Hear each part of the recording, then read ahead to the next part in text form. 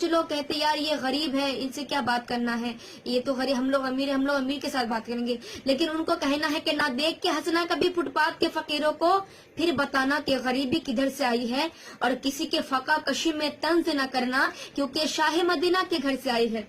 یہ مٹی کے برتن، یہ ٹوٹی چٹائی، حقارت سے نادان کیا دیکھتا ہے، غریبی تو میرے محمد کے گھر میں پلی تھی، تو میرے گھر کے سامان کیا دیکھتا ہے، غریبی میرے محمد کے گھر میں پلی تھی، تو میرے گھر کے سامان کیا دیکھتا ہے. لیکن فردو کو سرے حشر سنبھالیں گے محمد، کملی میں غریبوں کو چھپا لیں گے محمد، امت کو جہنم سے بچا لیں گے محمد، ڈالیں گے خدا اور نکالیں گے محمد. کتنی پیاری بات کہ ڈالیں گے خدا اور نکالیں گے محمد. لیکن ہمارے حضور کیا ہے کہ ہو بہو شکل میں انسان نظر آتے ہیں، وہ سادے کپڑوں میں بھی ذیشان نظر آتے ہیں، کچھ بڑے ہو کر بھی لگتے ہیں جیسے فقیر. ہمارے سرکار تو چٹائی پر بھی سلطان نظر آتے ہیں.